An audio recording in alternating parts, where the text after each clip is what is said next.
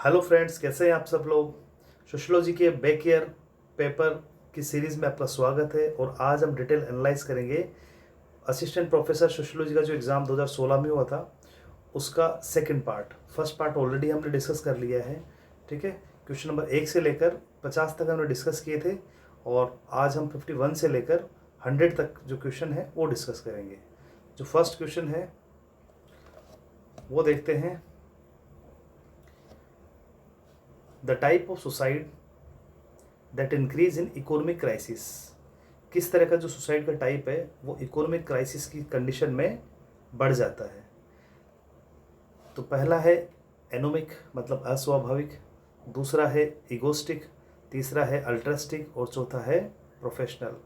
Anomic का मतलब अस्वाभाविक, दूसरा है इगोस्टिक, इगोस्टिक का मतलब होता है अहमवादी आत्महत्या, ठीक है, जिसकी जो व्याख्या है वो दुर्खिम ने भी अपनी बुक सुसाइड में दी थी, ठीक है। चौथा है अल्ट्रस्टिक। अल्ट्रस्टिक सुसाइड का मतलब होता है ये सुसाइड तब बढ़ती है जब समाज में प्रतिमानहीनता बढ़ जाती है, मूल्य जो है बहुत डाउन हो जाते हैं, तब बढ़ती, ठीक है। फोर्थ है प्रोफेशनल, ठीक है। तो इसका जो राइट आंसर हो जाएगा वो एनोमिक हो जाएगा। एक्सप्लेनेशन एक बार देख लेते हैं। एनोमिक सुसाइड होता क्या है। This type of society is due to certain breakdown in social equilibrium such as suicide after bankruptcy or after winning a lottery. In other words, economic suicide takes place in a situation which has cropped up suddenly, ठीक है। तो crop up suddenly जो है वो economic crisis भी है, इसलिए इस तरह का जो सुसाइड आएगा वो आएगा एनोमिक सुसाइड में, ठीक है। नेक्स्ट देखते हैं। Who has coined the term quasi group. अर्थ जो समूह है उसकी अवधारणा किन्होंने दी थी। तो इसका जो राइट आंसर हो जाएगा वो हो जाएगा गिन्सबर्ग या फिर जिन्सबर्ग। क्यूशी ग्रुप या अर्थ समूह होते क्या, इस तरह के जो समूह होते हैं वो अर्थ समूह तब कहलाते, जैसे भीड़ है या बस में जो लोग बैठ खड़े हैं सब लोग, ठीक है, वो एक तरह से भीड़ है, ठीक है, उसको अर्थ समूह भी कहा है गिन्सबर्ग ने। वो अर्थ समूह इसलिए कहा जाता है कि अगर उन लोगों में आपसी जागरूकता बन जाए, आपस में वो लोग बात करने लग जाए, या कहीं लंबे सफ़र पे लोग जा रहे हैं भीड़ बस में, ठीक है, तो वो एक समूह बनने की संभावना बनी रहती है, इसलिए उनको अर्थ समूह कहा था गिन्सबर्ग ने। The status like husband wife doctor patient can be called, ठीक है। इस तरह की जो परिस्थिति है, जैसा कि हस्बैंड और वाइफ के बीच का जो परिस्थिति है या डॉक्टर और पेशेंट का जो परिस्थिति है, तो इनको हम क्या कह सकते हैं, ठीक है, इनको हम क्या कहेंगे। तो प्रेस्यूड स्टेटस या पोलर स्टेटस या स्टेटस सेट या पेड स्टेटस, ठीक है। तो इस तरह के जो स्टेटस होते हैं इनको बोलते हैं पेड स्टेटस। ये युग्म जो परिस्थिति होती है, एक परिस्थिति का अस्तित्व तभी है जब दूसरी परिस्थिति से जुड़ी होती है, वो युग्म होता है, ठीक है। जैसे मेल फीमेल हो गया, हस्बैंड वाइफ हो गई, ठीक है। नेक्स्ट क्वेश्चन देखते हैं। When a king is refer to indirectly through another king the system is known as. या जब एक रिश्तेदार परोक्ष रूप से दूसरे रिश्तेदार को संबोधित करता है तो उसे क्या कहेंगे, ठीक है। तो उसको कहेंगे मातुल संबंध, अनुसंतानी संबंध, पितृशोषा संबंध या कोवेट। कोवेट सहकष्टी प्रथा थी जिसमें जैसे किसी फीमेल, ये जनजातियों में था, कई बार ये होता है जनजाति में कोई फीमेल को बच्चा अगर पैदा होने वाला था, जो दर्द से वो गुजरती है वही दर्द मेल को भी फील करना होता है, ठीक है। तो वो जो प्रथा है उसको कोवेत कहते हैं। तो इसका जो राइट आंसर हो जाएगा वो टेक्नोनोमिक, ये अनुसंतानी संबोधन हो जाएगा, ठीक है। नेक्स्ट क्वेश्चन है। Among which tribe the bow and arrow, तीर और कमान, ठीक है, presentation ceremony is follow to determine fatherhood of the child. तीर और कमान देने पर बच्चे का पिता बनने का अधिकार दिया जाता है। कौन सी जनजाति में, किसी भी जो वहाँ का जो सदस्य जनजाति का सदस्य उसको तीर और कमान जब वो देता है तभी उसको, वहाँ का जो सरदार है उसको जब ये तीर कमान देता है तभी उसको बच्चे का पिता बनने का अधिकार मिलता है, ठीक है। तो ये होता है टोडा जनजाति में, ठीक है फ्रेंड्स। नेक्स्ट क्वेश्चन देखते हैं। Which one of the following argument Durkheim has emphasis in his book the division of labour in society. किस आर्गूमेंट या किस बात को उन्होंने अपनी book the division of labour in society में उसका जिक्र किया था। तो first, division of labour is distinctive process, मतलब ये एक तोड़ने वाला प्रोसेस है। लोगों को जो डिवीजन ऑफ लेबर होता है, डिवीजन ऑफ लेबर में होता क्या है फ्रेंड्स, डिवीजन ऑफ लेबर में ये होता है कि सबका काम, जैसे फैक्ट्री में जितने लोग हैं एक मशीन में काम कर रहे हैं, ठीक है, तो एक प्रोडक्ट को बनाना होता है। तो जैसे अगर उनको एक नमकीन बनाने का काम है उनका, तो एक जो पर्सन है, एक जो कामगार है, वो नमकीन की थैलियों का काम करेगा, दूसरा जो है वो जो नमकीन होती है उसको सेपरेट करके अलग करने का काम करेगा, तीसरा उसके उस नमकीन में कुछ और मिलाने का काम करेगा। ठीक है, तो इस तरह से उसमें डिवीजन ऑफ लेबर होता है, काम के अंदर उनके अंदर डिवीजन होता है, और इस तरह से सब मिलकर उस एक सेम प्रोडक्ट को तैयार करते हैं। ठीक है, तो ये डिस्टिंक्टिव या सबको तोड़ने वाला प्रोसेस तो नहीं है, इवन ये तो जोड़ने वाला प्रोसेस है। ठीक है, तो division of labour is an integrative process, तो ये इसका राइट आंसर हो जाएगा। ठीक है फ्रेंड्स, नेक्स्ट देखते हैं। Communist Manifesto, responsible for several revolution, was published in the year. Communist Manifesto जो कार्ल मार्क्स की बुक थी, ये कब पब्लिश हुई थी? काफ़ी इंपॉर्टेंट क्वेश्चन है। ठीक है, 1848 में ये किताब पब्लिश हुई थी, तो याद रखना फ्रेंड्स, एग्जाम्स में पूछा जाता है ये। नेक्स्ट क्वेश्चन है, the book the third wave is authored bye, third wave जो बुक थी वो किसने लिखी थी? तो ये एल्विन टॉफलर ने किताब लिखी थी। ठीक है, इसको डायरेक्ट याद कर लीजिएगा फ्रेंड्स। नेक्स्ट है, Simmel's classification of group is based on. ठीक है, तो सीमेल जो थे इन्होंने जो ग्रुप का क्लासिफिकेशन किया था उसका बेस क्या था, उसका आधार क्या था? ठीक है, इन्होंने 3 प्रकार से ग्रुप को बांटा था। पहला था मोनोइड मतलब एकल, दूसरा था डायोड मतलब द्विकल द्विक, और तीसरा था ट्राइड। ठीक है, 3 तरह के इन्होंने ग्रुप की चर्चा की थी। इनमें जो सबसे स्थायी था ग्रुप वो थर्ड था। ठीक है, ट्राइड मतलब 3 लोगों का जो ग्रुप होता है वो ज़्यादा स्थायी होता है। तो इसका जो आधार माना था इन्होंने साइज को माना था। साइज मतलब आकार, ग्रुप का आकार, 1 लोग से मिलके बनाए, 2 लोगों से मिलके बनाए या 3 लोगों से मिलके बनाए। ठीक है, तो इसका जो राइट आंसर हो जाएगा वो हो जाएगा साइज।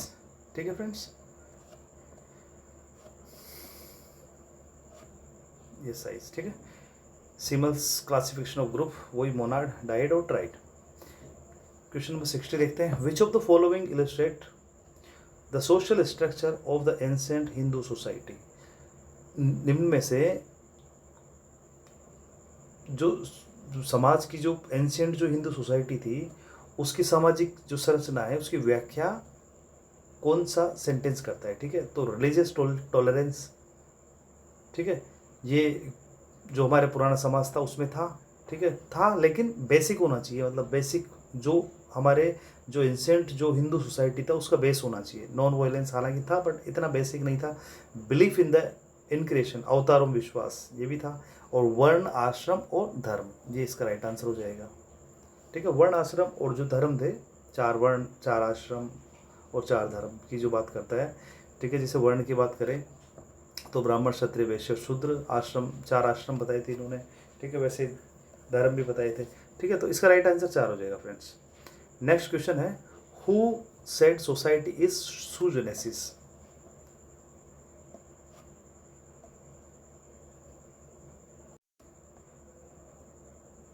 इमाइल दुर्खिम ने सोसाइटी को सूजेनेसिस कहा था। ठीक है, तो इसका जो राइट आंसर हो जाएगा वो जाएगा Emile Durkheim. Hippies are an example of, जो हिप्पीज होते हैं हिप्पी, ये किसके एग्जाम्पल है? तो ये कॉन्ट्रा कल्चर के एग्जाम है या सब कल्चर के कल्चर पैटर्न है या सोसाइटी है? तो इसका जो राइट आंसर हो जाएगा वो कॉन्ट्रा कल्चर हो जाएगा। कॉन्ट्रा कल्चर का मतलब ये होता है जो हमारा कल्चर है, जैसे हम जिस समाज में जी रहे हैं वहाँ का कल्चर ये है कि ठीक से रहना है, समाज में लोगों के साथ मिलजुल कर रहना है, सबकी हेल्प करना है। ठीक है, एक अच्छे पड़ोसी की तरह रहना है, अपने परिवार को ठीक से चलाना है। ठीक है, और अपराध नहीं करना है, इस तरह का हमारा कल्चर है। ठीक है, तो ये जो हिपीज़ का कल्चर है ये हमसे अपोजिट कल्चर होता है। ठीक है, इसलिए इस कल्चर को क्या बोलेंगे हम? Contra culture. मतलब ये लोग जो आपराधिक जो प्रवृत्ति है वो ज़्यादा पाई जाएगी इनके अंदर। ठीक है, सामाजिक जो नियम है, सामाजिक जो मानदंड है उनको तोड़ने में ज़्यादा यकीन करते हैं। ठीक है, तो हिपीज़ का जो कल्चर होगा कॉन्ट्रा कल्चर का उदाहरण होगा। नेक्स्ट क्वेश्चन देखते हैं। The term uncle is an, जो अंकल टर्म है ये क्या है? तो मॉर्गन ने 2 तरह के जो क्लासिफिकेशन किए थे। ठीक है, एक था नातेदारी के जो क्लासिफिकेशन थे, एक थे वर्गात्मक, एक था वर्णात्मक। ठीक है, तो वर्गात्मक जो था वो अंकल जो होगा वो वर्गात्मक में होगा, ठीक है। मतलब एक जैसे अंकल का यूज़ हम एक वर्ग के लिए कर सकते हैं। बहुत सारे जो हम आपने देखा होगा जो वेस्टर्न जो कल्चर है इसमें ज़्यादातर इस तरह का अंकल जो वर्ड है ये यूज़ किया जाता है। इसमें हम हमारे जो पड़ोस में अंकल है उसको भी अंकल यूज़ कर लेते हैं, हमारा जो रियल अंकल है उसमें भी यूज़ कर लेते हैं। तो बहुत सारे जो रिश्ते हैं उसको एक ही वर्ड से संबोधित किया जाता है, ठीक है। और वर्गात्मक में क्या होता है, वर्गात्मक में या डिस्क्रिप्टिव जो होता है इसमें क्या होता है, डिस्क्रिप्टिव में क्या करते हैं हम, डिस्क्रिप्टिव कल्चर के अंदर जो जिस जैसे एक वर्ड है हमारी बुआ, ठीक है, बुआ को बुआ बोलेंगे, मौसी को मौसी बोलेंगे, ठीक है। हर एक जो रिश्ता है उसके लिए एक अलग वर्ड होता है।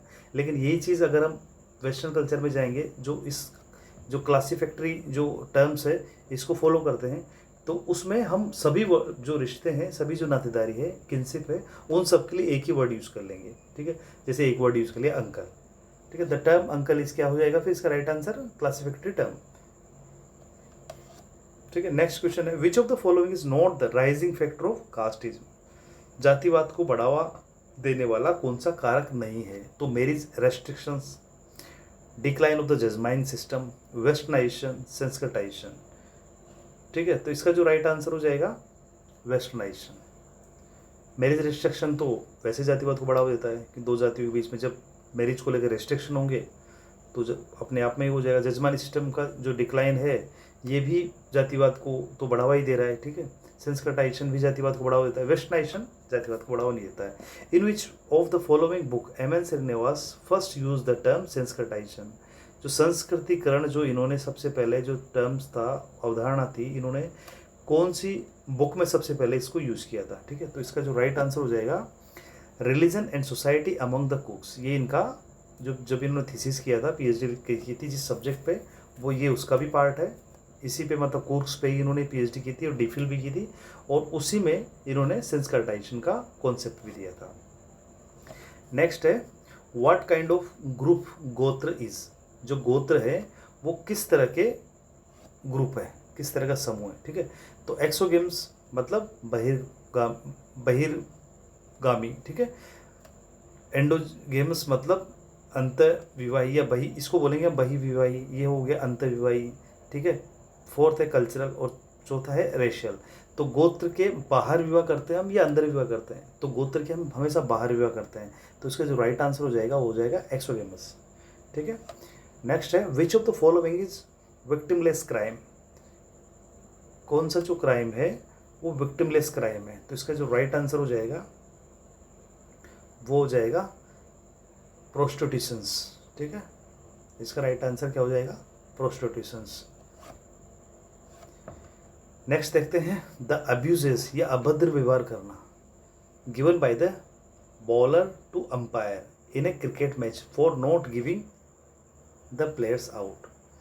कोई बॉलर किसी क्रिकेट मैच के अंदर अभद्र व्यवहार करता है अंपायर के साथ, ठीक है। और क्यों करता है, कि उन्होंने प्लेयर को आउट नहीं दिया। तो ये किस तरह की क्रिया है, ठीक है। तो ये रेशनल क्रिया है, नहीं ये रेशनल क्रिया तो नहीं है, समझदारी वाली क्रिया नहीं है, सोच समझ के की हुई क्रिया नहीं है। क्या ये भावात्मक क्रिया है, हाँ बिल्कुल ये भावात्मक क्रिया है। तो इसका राइट आंसर भी हो जाएगा अफेक्टिव एक्शन, ठीक है। Rational action with reference to value बिल्कुल नहीं है, और ट्रेडिशनल एक्शन भी ये नहीं है। तो इसका राइट आंसर हो जाएगा अफेक्टिव एक्शन। नेक्स्ट क्वेश्चन है, मैरिज बिटवीन क्रॉस कजिन, ठीक है। विषम लिंगी सहोदरज विवाह से बोलते हैं, इस परमिटेड इन, कहाँ पे ये परमिटेड है, ठीक है। मतलब जो विषम लिंगी सहोदरज विवाह कहाँ पे परमिटेड है, मतलब कहाँ पे होता है, कौन से उसमें रीजन में होता है। तो क्रॉस कजिन मैरिज को एक बार देख लेते हैं। क्रॉस कजिन मैरिज का मतलब होता है ममेरे फुफेरे भाई बहनों के बीच विवाह, या यूँ मानो इसको कि भाई और बहन है, ठीक है, उनके बच्चों के बीच विवाह, इसको क्या बोलेंगे हम, क्रॉस कजिन मैरिज, ठीक है। क्रॉस कजिन मैरिज कहाँ है, ये जो साउथ इंडिया है उसमें ये पॉपुलर है, ठीक है फ्रेंड्स। तो राइट आंसर इसका 4 हो जाएगा। नेक्स्ट देखते हैं, विच of the following is not है एजेंसी ऑफ सोशलाइजेशन। कौन सी जो एजेंसी है वो सोशलाइजेशन की एजेंसी नहीं है, ठीक है। तो स्कूल है, आर्मी है, फैमिली है, लेकिन यूथ डोरमेट्री सोशलाइजेशन की एजेंसी नहीं है, ठीक है। क्वेश्चन नंबर 71 देखते हैं, who said status is institutionalisation role, status is institutionalised role. तो ये बात कही थी रॉबर्ट बेस्टेट ने। How many countries include in Durkheim's study of suicide, जब उन्होंने सुसाइड जो बुक थी, सुसाइड बुक जो इन्होंने लिखी थी, उन्होंने सुसाइड पे जो अध्ययन किया था वो कितनी कंट्रीज़ के आधार पे किया था दुर्खीम ने, ठीक है, कितनी कंट्रीज़ में इन्होंने अपने अध्ययन का क्षेत्र रखा था। तो इसका राइट आंसर है 11 कंट्रीज़। 11 कंट्रीज़ में इन्होंने जो तथ्य थे वो जुटाए थे और जो सुसाइड था उसका अध्ययन पूरा किया था। ठीक है फ्रेंड्स, नेक्स्ट है विच one of is not a type of conjunctive process, मतलब संयोजन क्रिया। कौन सा जो टाइप है निम्न में से वो संयोजन जो प्रक्रिया है उसका हिस्सा नहीं है, उसका टाइप नहीं है। तो कोऑपरेशन, कंपटीशन, अकोमोडेशन और एसिमिलेशन। संयोजन प्रक्रिया कौन सी है? कोऑपरेशन तो है, सहयोग तो एक संयोजक प्रक्रिया है। अकोमोडेशन ये भी एक संयोजक प्रक्रिया है।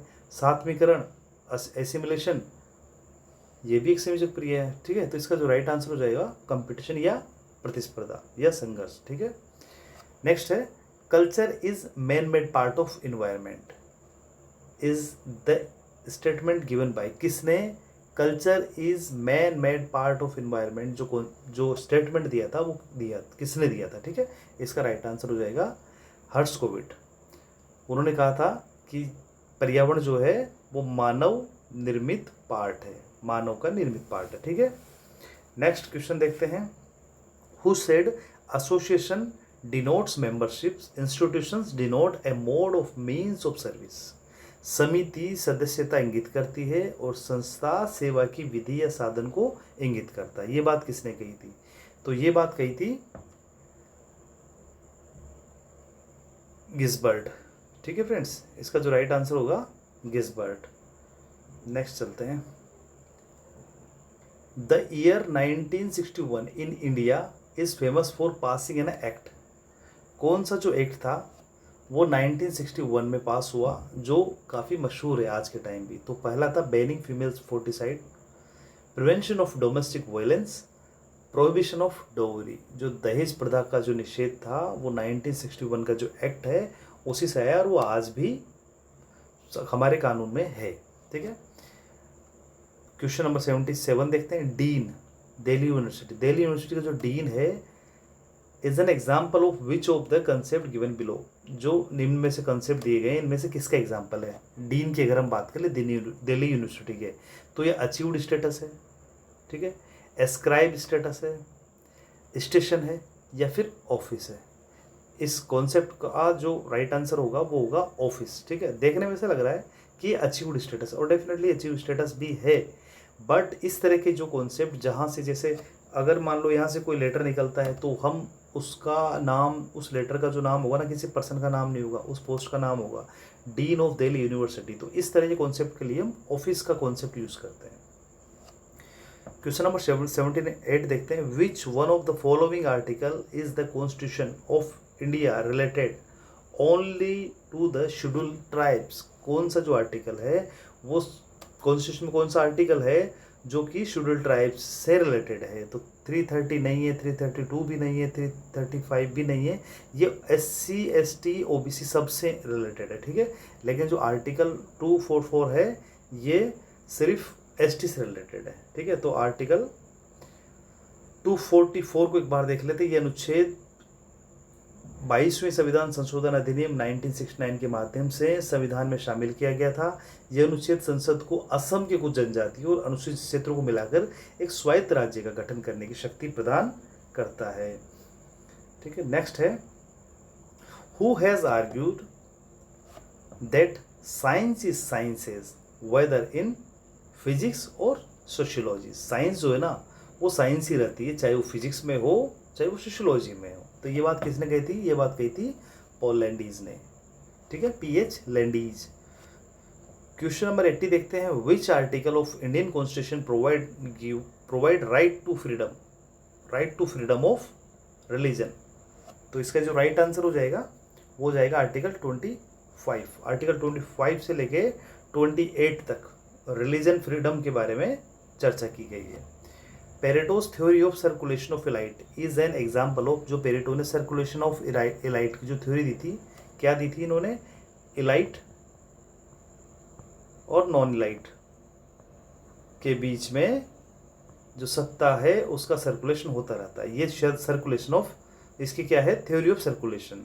ये क्या एग्जाम्पल है, ये किसका एग्जाम्पल है, क्या हो रहा है इससे, इससे हो रहा है सोशल चेंज। तो इसका राइट आंसर हो जाएगा सोशल चेंज। आगे देखते हैं 82 question. Which one of the following is the basic concern of the article 17 of Indian constitution. जो आर्टिकल 17 है इंडियन कॉन्स्टिट्यूशन का, वो किससे संबंधित है, तो ये है अस्पृश्यता का अंत, मतलब abolition of untouchability. The factor which does not count in globalisation, globalisation में किस फैक्टर को काउंट नहीं किया जाता है, तो वो है वर्ल्ड ट्रेड ऑर्गेनाइजेशन, ये ग्लोबलाइजेशन का पार्ट है। कंपटीशन भी ग्लोबलाइजेशन का पार्ट है। वर्ल्ड इकोनॉमिक फोरम, ये भी इसका पार्ट है। उसका राइट आंसर हो जाएगा वेस्टर्नाइजेशन। वेस्टर्नाइजेशन ग्लोबलाइजेशन का पार्ट नहीं है, ये बिल्कुल भिन्न कॉन्सेप्ट है। हु रोट इंडियाज विलेज, जो इंडियाज विलेज पुस्तक थी वो किसने लिखी थी, तो इसमें आपको ध्यान रखना है कि इंडियन जो विलेज है ये बुक लिखी थी एस.सी. दुबे ने, और जो इंडियाज विलेज है ये लिखी थी एम.एन. श्रीनिवास ने। याद रखना है, जो इंडियन विलेज है वो लिखी थी एस.सी. दुबे ने, और जो इंडियाज विलेज थी वो लिखी थी एम.एन. श्रीनिवास ने। नेक्स्ट देखते हैं, Which article of the Constitution deal with the appointment of a minister in charge of tribal welfare? निम्न में से कॉन्स्टिट्यूशन कौन सा आर्टिकल है जो कि ट्राइबल जो वेलफेयर के लिए किसके अपॉइंटमेंट की बात करता है, मिनिस्टर इंचार्ज की। तो इसका राइट आंसर हो जाएगा 164, आर्टिकल 164। नेक्स्ट क्वेश्चन है, विच of the following factor is not a hindrance in national integration. निम्न में से कौन सा जो फैक्टर है वो बाधा नहीं है किसमें, नेशनल इंटीग्रेशन में। तो कास्टिज्म है, बाधा है हमारे नेशनल इंटीग्रेशन में, लोगों को जोड़ती नहीं है, तोड़ती है, ठीक है। अर्बनाइजेशन, रीजनलाइजेशन या कम्युनलाइजेशन, कम्युनलाइजेशन में भी हम हिंदू धर्म, मुस्लिम धर्म, सिख धर्म ये करते रहते हैं, तो ये भी तोड़ते हैं। रीजनलाइजेशन, ये इस स्टेट का है, ये बिहार का है, ये राजस्थान का है, ये दिल्ली का है, ठीक है, ये बॉम्बे का है, ये भी अपने आप में महाराष्ट्र का है, मराठी है, इस तरह ये क्या है, रीजनलाइजेशन है, ठीक है, रीजनलिज्म है। तो ये भी हमारी जो नेशनल इंटीग्रेशन है उसको तोड़ते हैं। तो इसका जो राइट आंसर हो जाएगा वो हो जाएगा अर्बनाइजेशन। अर्बनाइजेशन एक डिफरेंट कॉन्सेप्ट है, ये नेशनल इंटीग्रेशन में बाधा नहीं है। नेक्स्ट है, according to the census 2011 which of the following state या union territory has the highest percentage of scheduled tribe. कौन से यूटी या एसटी जो स्टेट है इसमें जो शेड्यूल्ड ट्राइब है उसकी पॉपुलेशन का हाईएस्ट परसेंटेज है, ठीक है। तो सबसे ज़्यादा जो एसटी है वो एमपी में है। अगर परसेंटेज की बात करें, ठीक है, ये तो नंबर की बात हो गई, अगर हम परसेंटेज की बात करें तो सबसे ज़्यादा जो एसटी है वो है लक्षद्वीप में, ठीक है फ्रेंड्स, याद रखना। नेक्स्ट है, social control explanation of child abuse. बाल दुर्व्यवहार की सामाजिक नियंत्रण व्याख्या किसने दी है, ठीक है। बाल दुर्व्यवहार की सामाजिक नियंत्रण जो व्याख्या की दी है वो किसने दी है, तो इसका जो राइट आंसर हो जाएगा गेलेन, ठीक है। आरपीएससी ने जो आंसर किए उसमें जो राइट आंसर माना है वो हो जाएगा गेल्स, सॉरी गेलेन नहीं, गेल्स, ठीक है।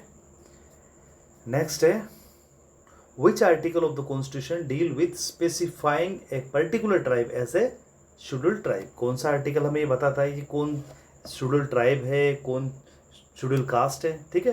तो वो आर्टिकल हो जाएगा 342। 341 हमें ये बताता है कि कौन शेड्यूल्ड कास्ट है, और 342 जो आर्टिकल है ये हमें बताता है कि कौन शेड्यूल्ड ट्राइब है। उसके लिए जो स्टैंडर्ड जो मानक तैयार किए गए हैं वो इन दोनों आर्टिकल, कॉन्स्टिट्यूशन जो आर्टिकल है इन दोनों में बताए गए हैं। नेक्स्ट है, the term consciousness of kind, वस्तु की चेतना का कॉन्सेप्ट किसने दिया है, तो ये दिया था गिडिंग्स ने, एफ गिडिंग्स ने, ठीक है। नेक्स्ट है, किबुत्समी क्या है, ये एक ट्राइबल डांस है, ग्रुप ऑफ फैमिलीज है, गारो टर्म फॉर एक्सटेंडेड फैमिली है, या रिलीजियस सेक्ट ऑफ मैक्सिको। तो ये है ग्रुप ऑफ फैमिलीज। एक्चुअल में इजराइल में रहने वाली जो जनसंख्या है, जब ये इजराइल के लगभग जहाँ पे 4% जनसंख्या लगभग इनकी किबुत्ज में रहती है। किबुत्ज जो है ये परिवारों के समूह है, ठीक है फ्रेंड्स।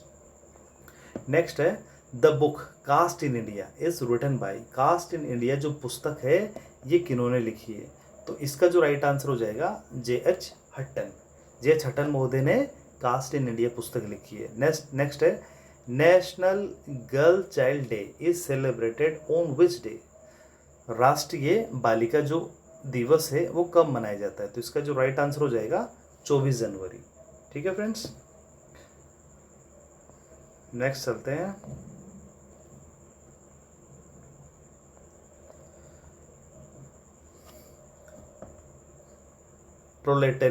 प्रोलेटेरियनाइजेशन या सर्वहाराकरण रिफर टू, सर्वहाराकरण जो था इसका जो कॉन्सेप्ट दिया था ये किन्होंने दिया था, कार्ल मार्क्स ने दिया था। तो सर्वहाराकरण का मतलब क्या है, कौन सी लाइन इसको फुलफिल कर रही है, तो फर्स्ट है class consistence among worker, workers के अंदर जो है वर्ग चेतना का होना, ये सर्वहाराकरण तो ये ठीक नहीं है। Revolution of working class, working class जो है मजदूर वर्ग है उनके बीच में क्रांति, वो भी नहीं है। Growing number of ways labourer, जो दिहाड़ी मजदूर है उनकी लगातार संख्या बढ़ना क्या है, सर्वहाराकरण। ठीक है, तो इसका राइट आंसर क्या हो जाएगा 3। When central social welfare board for women children and physically different group was constituted, कब जो हमारा सेंट्रल वेलफेयर जो बोर्ड था किनका, वुमेन चिल्ड्रन और फिजिकली डिफरेंटेड जो पीपल ग्रुप था उनका, ये कब बना था, तो ये बना था अगस्त 1953 में। इसका राइट आंसर हो जाएगा अगस्त 1953। ठीक है, नेक्स्ट क्वेश्चन देखते हैं। The book the coming crisis of western sociology is written by, किसने कौन सी बुक लिखी, the coming crisis of western sociology पुस्तक किसने लिखी, तो इसका जो राइट आंसर हो जाएगा A.W. गुल्डनर, जो RPSC की जो की है उसमें इसका राइट आंसर A.W. गुल्डनर को माना है। नेक्स्ट है who has written the book the death of family, death of family पुस्तक किसने लिखी, तो इसका राइट आंसर हो जाएगा डी कूपर में। डी कूपर ने जो डेथ ऑफ फैमिली बुक लिखी थी उसमें परिवार को विनाशकारी या विध्वंसकारी माना है, मतलब जो परिवार को का जो अध्ययन किया है वो नेगेटिव अप्रोच के साथ किया है, परिवार से क्या क्या हमें नुकसान हुआ है हमारे व्यक्तित्व निर्माण में, हमारे भविष्य में, हमारे करियर पे, ठीक है, उसका इन्होंने अध्ययन किया था। नेक्स्ट है who explained sociology as a craft, किसने जो सोशियोलॉजी है इसको क्राफ्ट के रूप में माना है। ठीक है, तो इसका राइट आंसर हो जाएगा मिल। ठीक है, नेक्स्ट क्वेश्चन देखते हैं। Which one is not contemporary social problem in India, ठीक है, समकालीन जो सामाजिक समस्या है वो निम्न में से कौन सी नहीं है, तो पहला जो है ऑप्शन वो है कम्युनलाइजेशन, तो ये तो हमारी समकालीन प्रॉब्लम है। कास्टिज्म ये भी है, रीजनलिज्म ये भी है, और फोर्थ ऑप्शन है डेमोक्रेटाइजेशन। ठीक है, तो डेमोक्रेटाइजेशन किस तरह की कोई प्रॉब्लम नहीं है, ये तो प्रजातंत्रवाद है जो ठीक है, ये तो उल्टा और भी अच्छा है। नेक्स्ट देखते हैं क्वेश्चन, लास्ट क्वेश्चन है ये। According to Harry M Johnson the 4 element of society are definite territory, sexual reproduction, comprehensive culture, और जो फोर्थ ऑप्शन था वो क्या था। ठीक है, इन्होंने ये पूछा है, हैरी एम जॉनसन ने जो सोसाइटी के 4 एलिमेंट बताए थे उनमें फोर्थ कौन सा है, 3 इन्होंने बताया, डेफिनेट टेरिटरी, सेक्सुअल रिप्रोडक्शन और एम्प्रेहेंसिव कल्चर, और फोर्थ जो था इसका एलिमेंट वो है इंडिपेंडेंस। ठीक है, इंडिपेंडेंस का फोर्थ ऑप्शन है। ठीक है, तो इसका राइट आंसर फोर्थ हो जाएगा। ठीक है फ्रेंड्स, तो आज की क्लास में इतना ही। इसी पेपर का जो थर्ड पार्ट है वो जल्दी लेकर आएंगे, और मुझे उम्मीद है कि आपको फ़ायदा कर रही होगी ये चीज़ें, और आप इसको लगातार रिवाइज करते रहना, और आने वाले जो एग्ज़ाम्स है उसमें आपको काफ़ी मदद मिलेगी फ्रेंड्स। ठीक है, तो जल्दी दोबारा मुलाकात होती है। Thanks for watching friends.